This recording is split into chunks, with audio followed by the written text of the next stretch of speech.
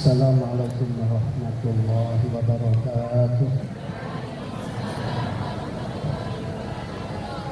Bismillahirrahmanirrahim. Alhamdulillahirabbil alamin. Wassalatu wassalamu ala sayyidina Muhammadin al-Fatih lima ughliqa wal khatim lima sabaq. Nasir haqqi bil haqqi wal hadi ila siratal mustaqim. Wa ala alihi wa sahbihi haqqa qadrihi wa miqdaril azim. Rabbi shrah li sadri wa yassir li amri wahlul 'uqdatam min lisani yafqahu qawli. Assallukum bil hayyil qayyum alladzi la yamutu abada wa tafaqtu an kulli su'ati alfi la hawla wa la quwwata illa billahil aliyyil azim. Amma ba'd. Dan kita berbagi bersama para habaib Habib Khusus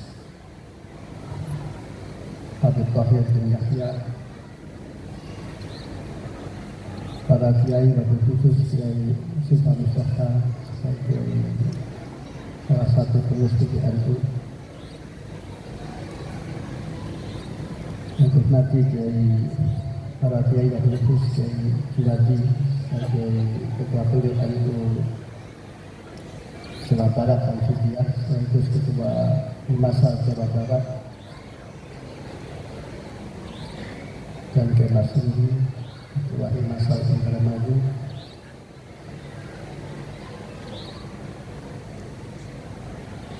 para penyanyi, para pejabat baik sipil dan Polri, staf hadir hadirat baik khusus Pansel, mudah-mudahan dimuliakan oleh Allah di dunia dan akhirat. Amin ya rabbal alamin.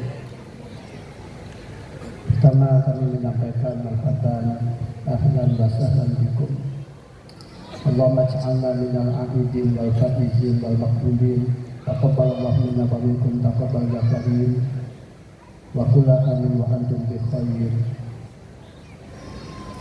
Saya atas nama Hakim Pesantren dan Pondok Berdiri mengucapkan mohon maaf lahir dan batin, dan yang saya hormati seperti hal yang disampaikan oleh MC tadi. Ya khudhu rahmatullah, tujuan puasa adalah takwa kepada Allah Subhanahu wa ta'ala. La'allakum tattaqun, itu tujuan puasa.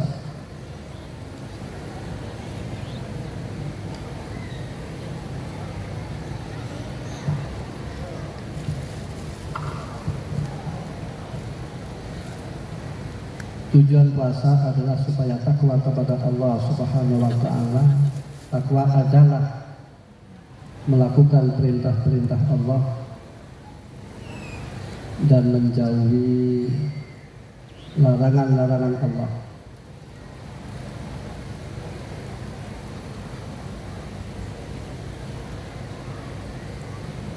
Dan takwa itu tentu berbeda-beda.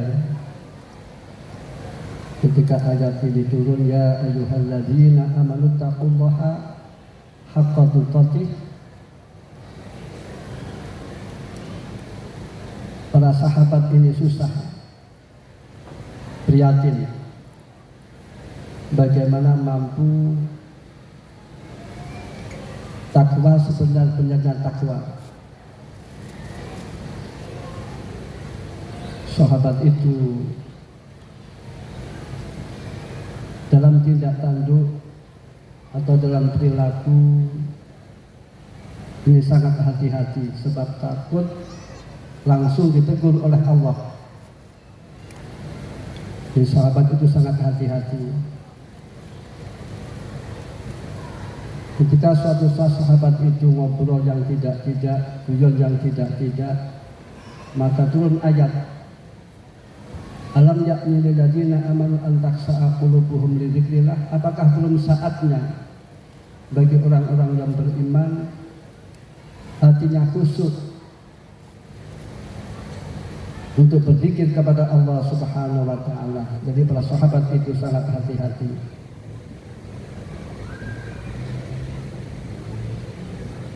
Maka ketika ayat ini turun, sahabat susah bagaimana akan mampu melaksanakan haqqa tuqatih. Lantas turun ayat Allah Ta'ala, fattaqullaha mastata'tum, supaya kamu sekalian takwa kepada Allah sesuai kemampuanmu. Artinya takwanya orang alim, takwanya seorang kiai tentu berbeda dengan takwanya orang awam. Misalkan saja orang awam sholat jamaah, sholat fardu saja sudah baik, puasa Ramadan sudah baik. Namun nanti bagi orang yang kelas tinggi, tentu ini kurang baik. Perlu ditambahi puasa sunnah atau sholat sunnah. Hasanatul abrar sayyi'atul muqarrabin. Apa yang dilakukan oleh orang-orang baik, maka ini bila mana dilakukan oleh orang-orang yang didekatkan kepada Allah Subhanahu wa Ta'ala, ini merupakan keburukan-keburukan. Jadi artinya, kalau kiai itu sholat jamaah, terus habis jamaah pegang HP, ini kan namanya tidak baik. Soalnya kadang-kadang ada orang jadi imam, habis sholat tidak pegang tasbih, tidak baca aurat, namun ketika salam yang dipegang HP. Kadang jamaahnya saja jadi imam membawa HP. Itulah kiai tentu habis sholat wiridan, sholat sunnah dan lain-lain. Dan kita berbekal takwa ini merupakan perintah dari Allah Subhanahu wa Ta'ala. Wa tazawwadu fa inna khairaz zadi taqwa. Memang ayat ini turun ketika itu ahli Yaman, dia haji, dia tidak berbekal.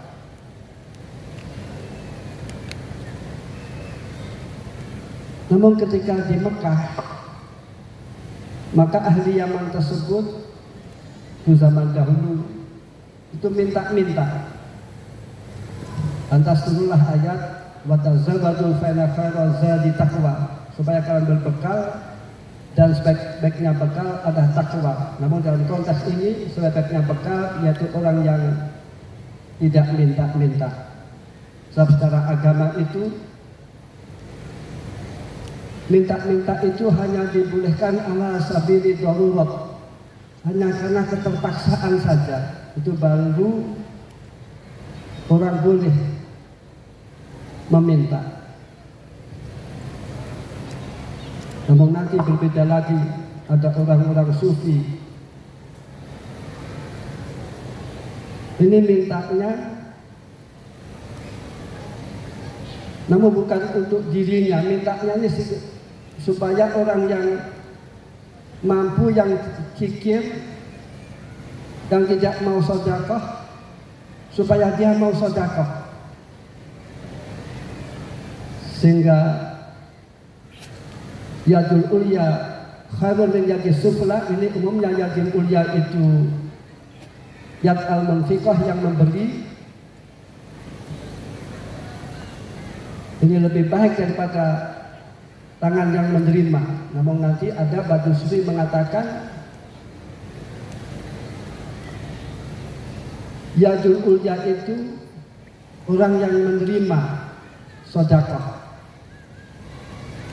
Jadi nanti ada batu sufi itu kadang-kadang minta kepada orang yang mampu, supaya orang mampu tersebut mau bersedekah. Namun dia mintanya memang bukan untuk dirinya sendiri, disedekahkan kepada orang lain. Sehingga ada sebagian ulama untuk orang sufi yadul ulya itu yang menerima.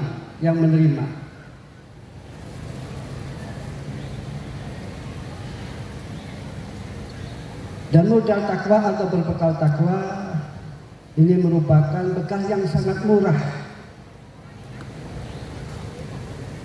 Misalkan saja orang mondok itu biayanya kan tidak mahal-mahal. Di Lirboyo santri ini basolnya tiap bulan sekitar 500.000. Malah yang aneh mondok itu bila mana weselnya 1 bulan banyak, misalkan 1 bulan 1 juta, ini biasanya malah tidak jadi. Mondok itu kan aneh. Misalkan orang mondok minta fasilitas, terus melakukan dalam makanan memenuhi gizi 4 sehat 5 sempurna misalkan saja, ini malah di pondok malah nggak jadi. Jadi yang jadi itu biasanya di pondok yang kangelan. Fa innamal usri yusra, innamal usri yusra, sampai diulang-ulang oleh Allah Subhanahu wa taala. Jadi artinya, maaf, kalau orang mampu itu mendidik anak harus sungguh-sungguh.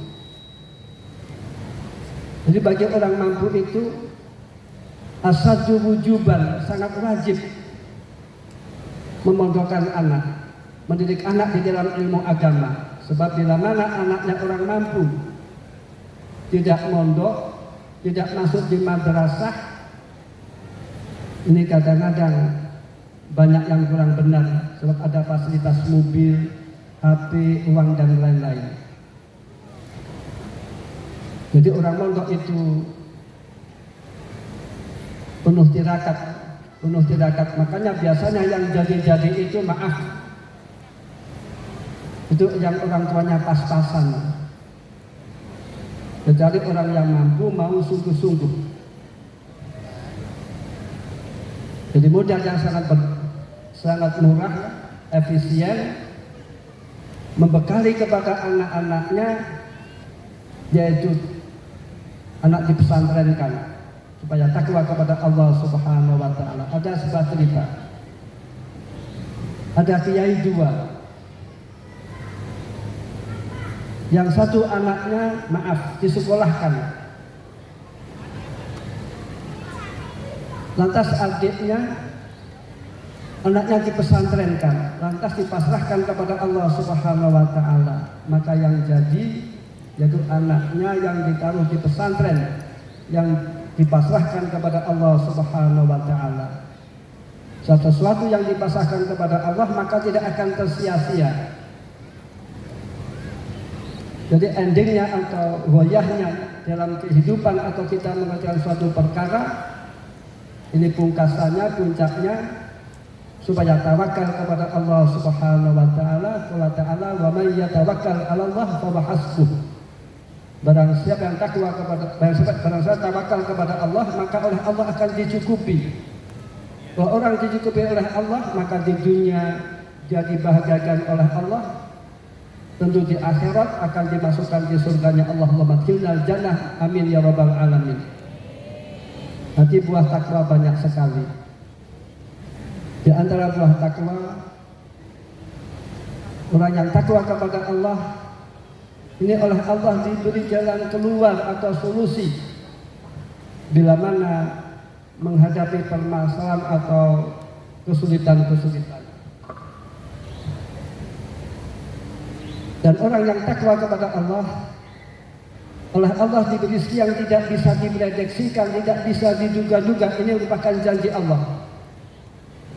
Allah Ta'ala, wa may yattaqillaha yaj'al lahu makhraja wa yarzuqhu min haitsu la yahtasib. Barang siapa yang takwa kepada Allah Subhanahu wa taala, maka orang tersebut oleh Allah diberi jalan keluar atau solusi atau win-win solution bila mana mempunyai masalah atau problem. Dan orang tersebut oleh Allah diberi rezeki yang tidak bisa diprediksikan, tidak bisa diduga-duga. Maka banyak sekali santri Lirboyo ketika di pondok sepeda pancal saja tidak punya, biasanya pinjam di Pak Fauzin ya. Makan pas-pasan. Namun ketika ada acara himasal, ini banyak mobil, banyak motor, ini menunjukkan rezekinya santri ini dimudahkan oleh Allah Subhanahu wa Ta'ala. Rezekinya santri oleh Allah diberi barokah, dan zuriyahnya santri ini oleh Allah dijadikan zuriyah yang thayyibah. Ini kelebihan orang mondok pesantren. Apalagi dalam pesantren ada ikatan murid dan guru, dan ikatan ini sampai di akhirat. Allah Ta'ala, walladzina amanu wattaba'atuhum dzurriyyatuhum biimanin alhaqna bihim dzurriyyatahum. Orang-orang yang beriman dan diikuti oleh dzurriyyahnya beriman, besok oleh Allah akan dipertemukan, akan dikumpulkan di surga di derajat yang lebih mulia, supaya orang-orang beriman bahagia, supaya orang-orang beriman senang. Ayat ini merupakan bisyarah, kabar gembira bagi orang-orang mukmin. Dalam tafsir Munir,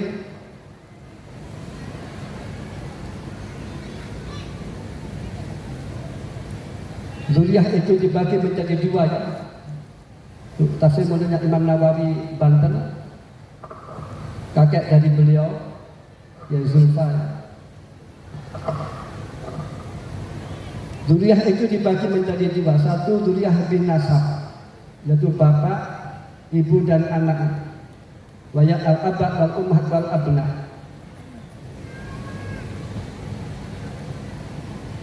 Bila mana orang tua mempunyai anak, dipondokkan, dipesantrenkan. Lantas besok kelak di akhirat misalkan saja derajatnya lebih mulia daripada kedua orang tuanya, maka anak akan memberikan syafaat kepada kedua orang tuanya. Anak akan mengajak kepada kedua orang tuanya di surga di derajat yang lebih mulia, supaya orang-orang mukmin bahagia. Inilah perlunya, inilah pentingnya mondokan anak. Kita sudah jelas alumni pesantren jadi apa, bukan alumni pesantren jadi apa. Saya kemarin di daerah Cirebon, maaf, di daerah ada orang biasa, namun anaknya dipesantrenkan ke tempatan di Lirboyo. Lantas di kampung itu yang jadi kiai, anaknya orang tersebut, bapaknya orang biasa. Lantas sesepuhnya yang jadi kiai, anaknya tidak dipesantrenkan. Ada sesepuhnya di daerah itu, di desa itu, anaknya kecepatan dipondokkan tidak kerasan, hanya beberapa bulan di Lirboyo. Apa yang terjadi? Yang terjadi adalah anaknya orang biasa. Dia punya pesantren, jadi kiai, terus anak kiai yang mondok tidak betah. Maka dia berkhidmah kepada anaknya orang biasa yang jadi kiai, jadi khodimnya, berbalik. Inilah dasarnya ilmu.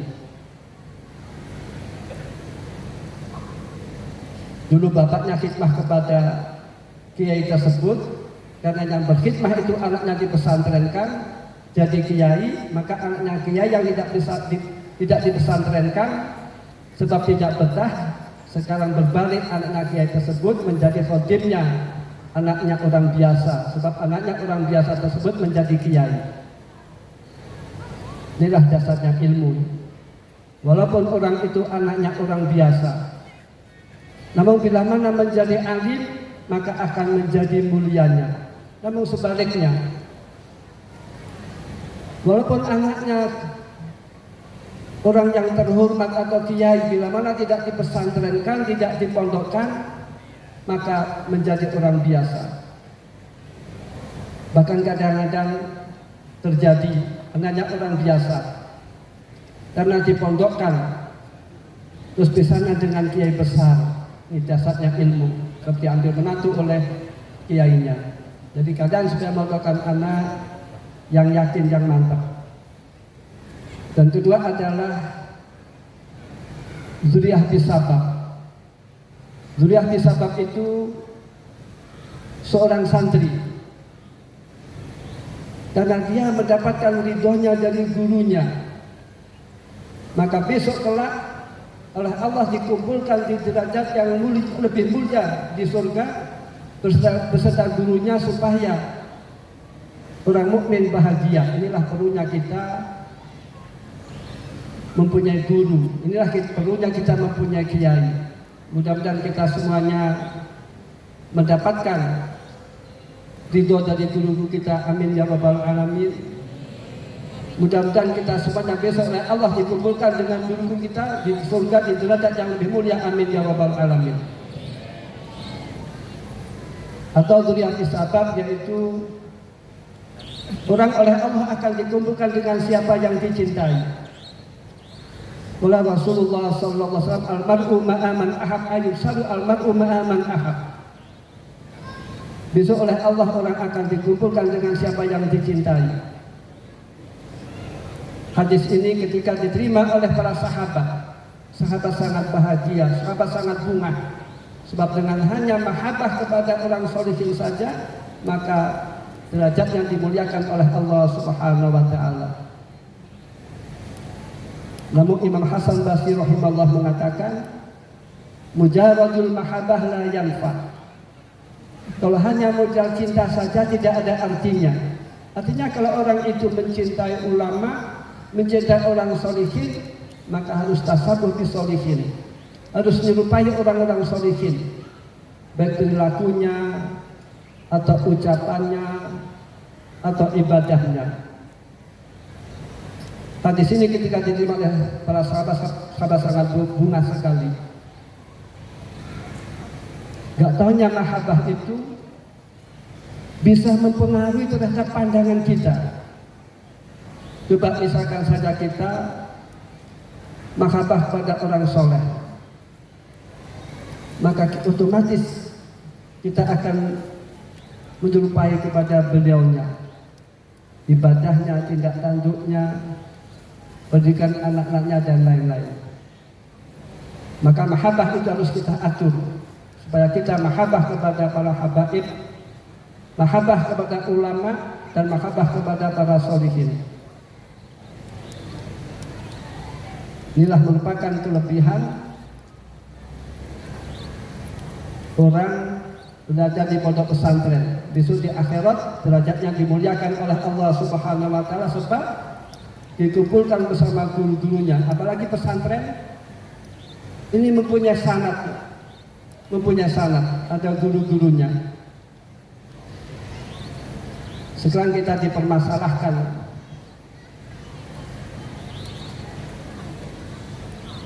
mazhab zaman dahulu kan banyak, namun yang berlangsung hanya mazhab 4 saja. Mazhab Imam Abu Hanifah, Imam Malik, Imam Syafi'i, Imam Ahmad bin Hanbal. Sekarang yang aneh ada mazhab baru, mazhab apa namanya? Ini kan aneh. Indra Baju banyak santrinya. Orang tua saya itu saya bin Makrus ya, Gedongan, bin Ali, bin Abdul Aziz, itu dari Indramayu. Makanya di tengah-tengah Pertamina. Menantunya Mbah Samaun Dadap. Yang mana Mbah Samaun itu makamnya itu di desa itu kena air, kena laut, namun makamnya Mbah Samaun itu butuh. Itu min karomati. Terus ada lagi kita dipermasalahkan lagi. Ada madhab yang aneh-aneh, soft tidak dirapatkan dan lain, makruh dianggap biasa saja, sunnah dianggap biasa saja. Ini kan bahaya. Terus ada lagi penentuan bulan puasa itu hanya dengan ru'yah dan hisab.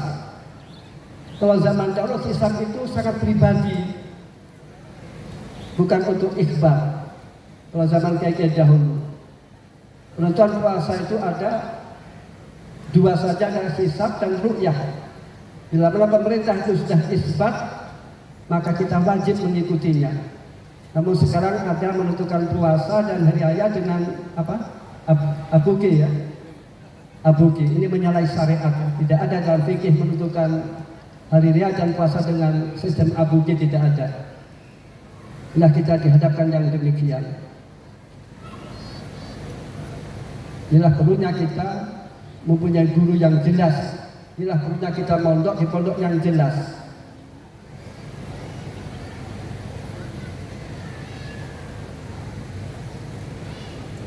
Perlu mondok yang ada sanadnya, pondok bil isnad. Ini sangat perlu. Dan buah takwa di antara rezeki dimudahkan oleh Allah, mempunyai permasalahan, ada jalan keluarnya, maka yang aneh karena santri itu mudahnya takwa kepada Allah, maka dalam perjodohan santri itu jodohnya dimudahkan oleh Allah Subhanahu wa taala. Baik laki-laki atau perempuan. Coba santri itu cukup mondok saja. Enggak tanya kalau sudah waktunya jodoh, jodoh datang sendiri. Dan yang aneh santri itu jodohnya orang-orang baik. Ini janji Allah. At-thayyibatu lit-thayyibin wa at-thayyibuna lit-thayyibat. Bila mana seorang wanita itu shalihah, maka bila mana seorang wanita itu shalihah, wanita itu baik, maka suaminya orang baik. Bila mana laki-laki itu baik, ini biasanya istrinya juga shalihah. Kecuali yang kecelakaan saja ya, dapat di pinggir jalan ya. Na'udzubillah min dzalik. Dia punya santri demikian. Jodohnya orang-orang baik. Coba di luar pesantren mencari jodoh sulit sampai memasang biru jodoh.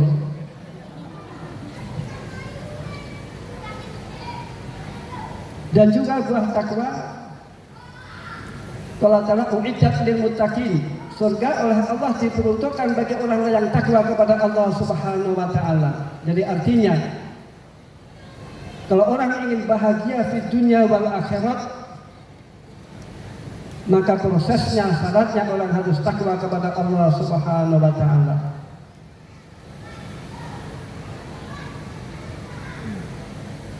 Juga yang kami pesankan kepada santri di Boyo, ini supaya bertanggung jawab terhadap keluarganya, bertanggung jawab kepada keluarganya. Qala ta'ala ya ayyuhalladzina amanu qu anfusakum wa ahlikum nar. Selamat datang Syekh Fadilah Habib Wahidin Yahya Hafizahullah.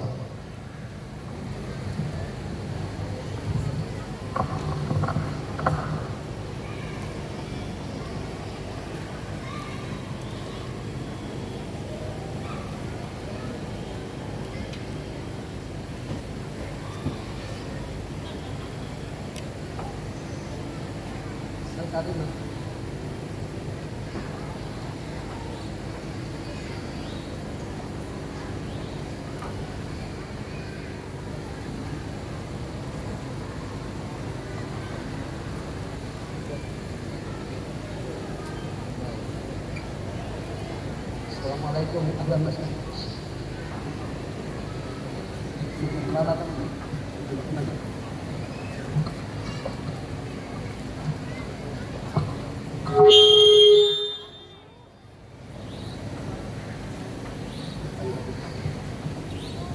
Ya alhamdulillah rahimakumullah.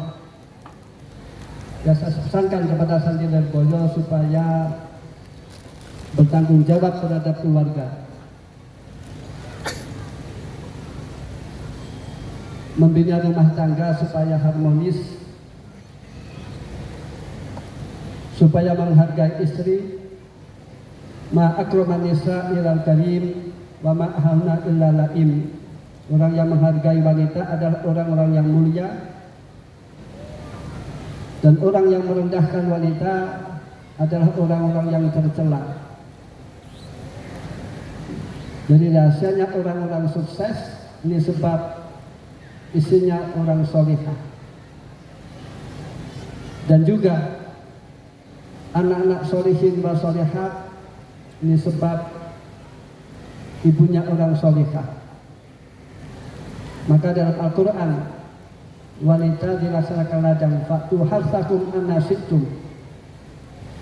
Wanita laksanakan ladang dengan arti sawah itu bila mana baik maka tanamannya akan baik.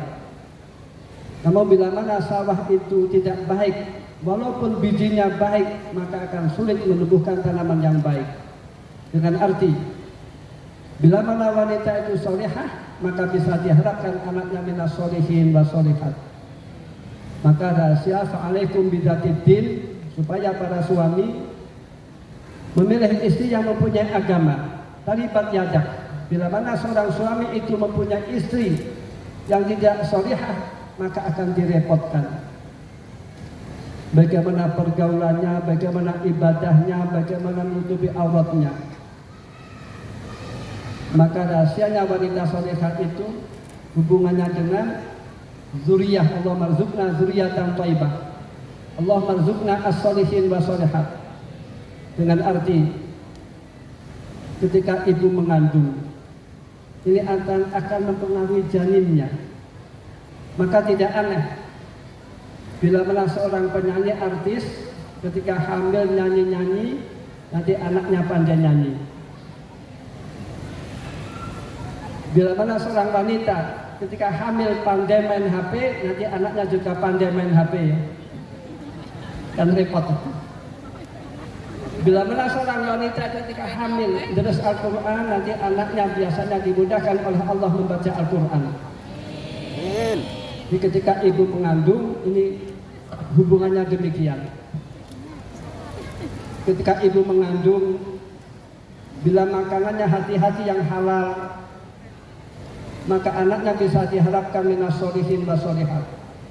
Namun bila mana seorang ibu mengandung, bila mana makannya haram, subhat, maka akan sulit anaknya minas solihin wa solihat. Terus ketika ibu menyusui juga demikian. Ini akan mempengaruhi kepada bayinya, akan mempengaruhi pada bayinya. Bila mana seorang ibu itu menyusui, bila mana ibunya itu makannya dan minumnya subhat atau haram, maka akan sulit anaknya menjadi solihin wa solihat. Juga lagi ketika ngomong, ini akan mempengaruhi terhadap watak anak-anaknya. Inilah pentingnya orang mempunyai istri yang solihat. Ya Al-Qudur rahimahullah, jadi kami pesankan sesandi dan boyo terhadap keluarganya yang baik, terhadap istri yang baik yang tanggung jawab. Ajaran agama itu banyak, aurat-aurat, baca Quran atau puasa. Ini kata Imam Ghazali rahimahullah, tujuannya litasfiyatil qulub, tujuannya supaya hatinya bersih.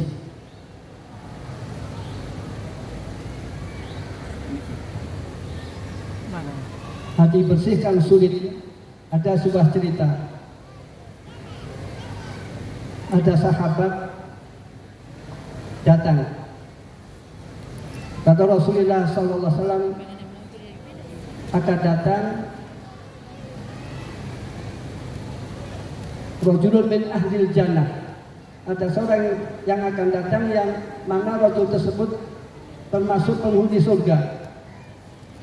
Lantas ada sahabat yang ingin tahu bagaimana malamnya. Kalau malam itu bagaimana, sebab Kanjeng Nabi mengatakan wa min ahlil jannah, yang nginep di orang tersebut. Namun ketika malam, orang tersebut hanya biasa-biasa saja, tidak junjung ibadah. Kalau milir, berdoa zikir kepada Allah, sholat malam hanya sekedar saja. Terus ketika pagi ditanya, apa rasamu, amal apa? Rasa amalmu itu apa? Sedangkan Nabi mengatakan, anta min ahlil jannah. Maka dijawab, ya saya amalnya hanya begitu-begitu saja. Tidak jungkung, sholat malam dan lain-lain, hanya sekedarnya saja. Kalau ngilir, berdoa atau berzikir. Namun kata dia mempunyai amalan yaitu hanya hatinya bersih, tidak hasad, tidak iri dengki, hatinya bersih. Maka orang masuk surga itu bikol bin salim, dengan hati yang bersih. Dikata Imam Ghazali, orang ibadah, baca aurat dan lain-lain itu tujuannya litasfiyatil qulub. Dan hati yang bersih ini diharapkan muncul akhlakil karimah. Misalkan saja ilmunya luas, kalau hatinya kotor, tidak ada kebaikannya. Orang misalkan amalnya luar biasa, ilmunya luar biasa, misalkan akhlaknya buruk, maka tidak ada artinya. Akhlak mati maknanya luas, memaafkan, tawadu'an, husnudzon dan lain-lain, menghormati orang lain dan lain-lain, maknanya luas. Namun al-karimah ini supaya karena Allah. Dalam sufi mengatakan kullu shay'in laisa lillah fawal maksiat. Segala sesuatu itu bila mana bukan karena Allah, maka adalah merupakan kemaksiatan. Bahkan Imam Ghazali itu mengatakan dunia itu ada dunia al-zahirah dan ada dunia al-batinah. Kalau dunia al-zahirah jelas, seperti markab, uang, pakaian dan lain-lain, rumah dan lain-lain. Namun ada dunia yang batinah, yaitu hasad, iri dengki, riya, ini dunia al-batinah. Nanti dikatakan kullu shay'in laisa lillah fa huwa minad dunya wa kullu shay'in lillah fa huwa minal akhirat. Segala sesuatu itu bila mana dilakukan karena Allah, itu merupakan akhirat. Akhlak karimah itu supaya membuahkan mahabbah kepada Allah Subhanahu wa taala. Bukan hanya berhenti di situ. Sebab ada orang yang akhlaknya baik namun bukan karena Allah. Kadang tidak sholat, tidak puasa dan lain-lain. Nah, akhlak karimah ini supaya membuahkan mahabbah kepada Allah Subhanahu wa taala. Artinya ajaran agama itu banyak, namun puncaknya, ujungnya yaitu supaya mahabbah kepada Allah Subhanahu wa taala. Kalau mahabbah kepada Allah, dia beribadah kepada Allah, dia taat kepada Allah, dia takwa kepada Allah Subhanahu wa taala. Wala ta'ala qul in kuntum tuhibbunallaha fattabi'uni yuhibbukumullahu wa yaghfir lakum dzunubakum. Katakanlah Muhammad, bila mana kamu sekalian mencintai Allah, supaya kamu sekalian mengikuti sunnah-sunnah Rasulullah sallallahu alaihi wasallam. Nanti dibaca iktifaknya berarti menjauhi larangan Rasulullah. Dan barang siapa yang mencintai Allah dan direalisasikan, diungkapkan dengan mengikuti ajaran-ajaran Rasulullah, maka orang tersebut akan dicintai oleh Allah Subhanahu wa taala.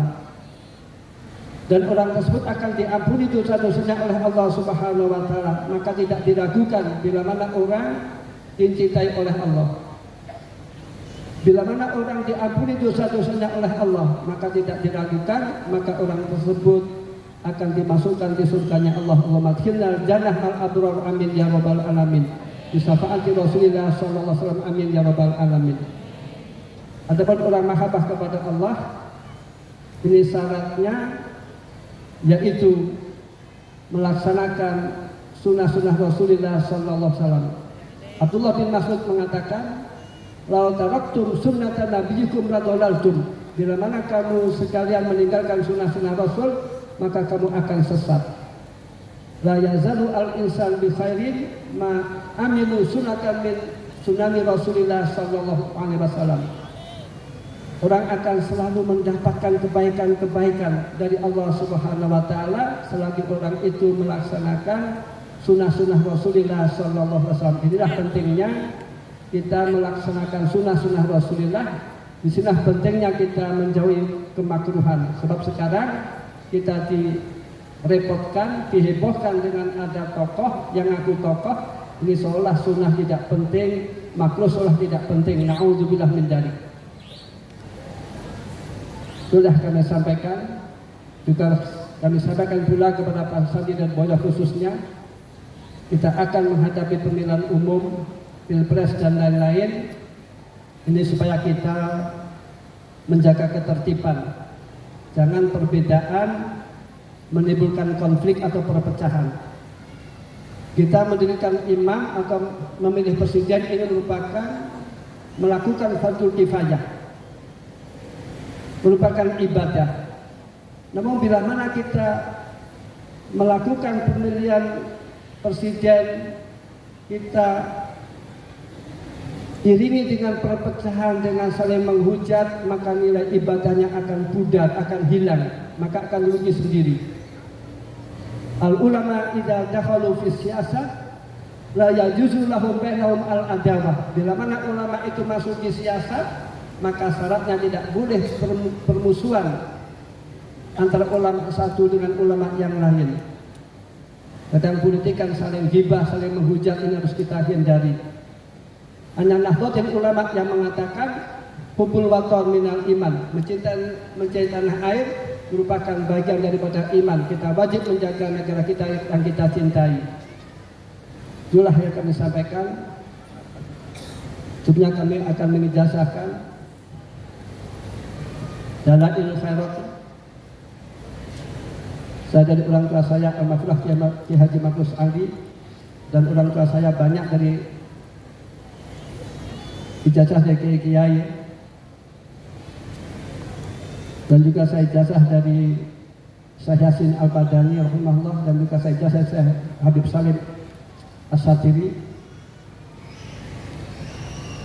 Kitab Al-Khairat merupakan kitab yang dibaca oleh ulama-ulama dahulu. Al-Mafrah orang tua saya Kiai Makrus Ali mengatakan, Al-Mafrah Kiai Haji Muhammad Hasyim Asy'ari ini di antara amaliyahnya membaca kitab Al-Khairat dan Al-Quran.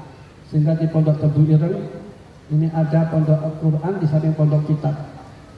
Di Al-Mafrah Kiai Abdul Karim, pengasuh pendiri Pondok Pesantren Bol Kediri, Kiai Marzuki, Kiai Makrus Ali, penerusnya juga auratnya demikian. Maka di Boyo ada pondok kitab dan ada pondok Quran. Ini orang yang demikian melakukan aurat-aurat ini ada asarnya. Allah Ta'ala wa naktubu ma qaddamu wa asarahum. Amalnya seseorang itu oleh Allah ditulis, nanti asarnya orang-orang yang demikian oleh Allah diberi dzurriatan thayyibah.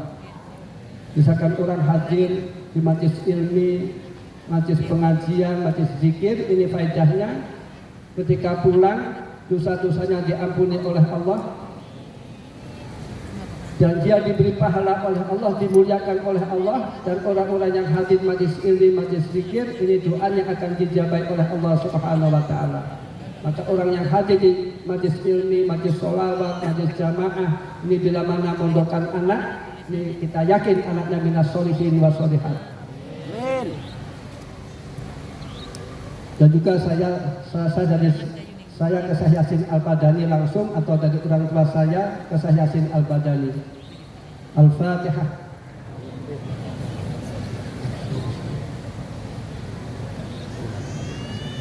Atas tutum kita bersalat kama jasani sahih wa Syekh Yasin Al-Badani qabilna. Hizul Jausan. Ini dibaca biqadil imkan.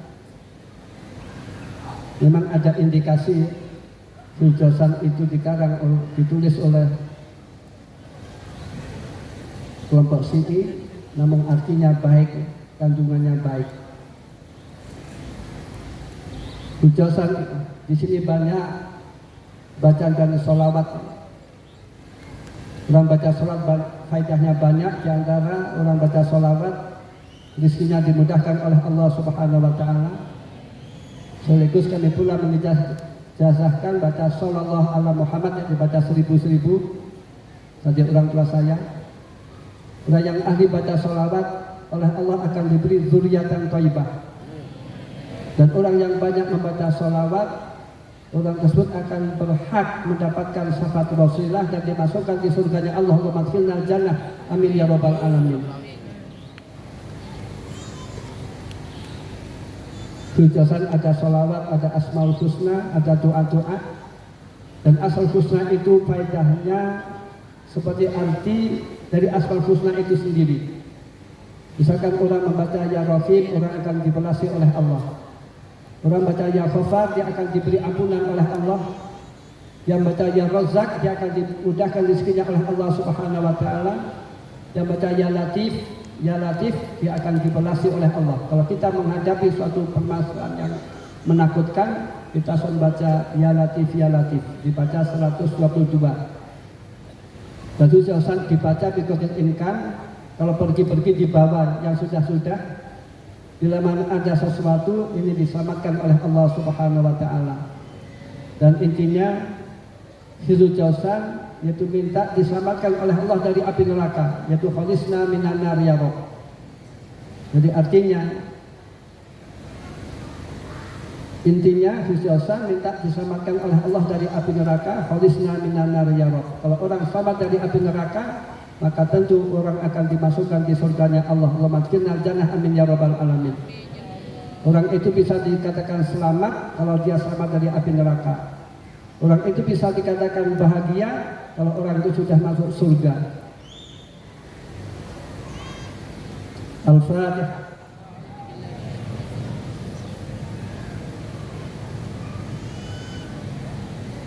Jastukum sujud jalsan kama jalsani sahi wal qiyamah sa'alillah wabilna dan al-afumikum ihdinas siratal mustaqim. Assalamualaikum warahmatullahi wabarakatuh. Waalaikumsalam warahmatullahi wabarakatuh. Dumateng panjenenganipun Romo Kiai Haji Abdullah Kafadihi Mahrus dihaturkan terima kasih.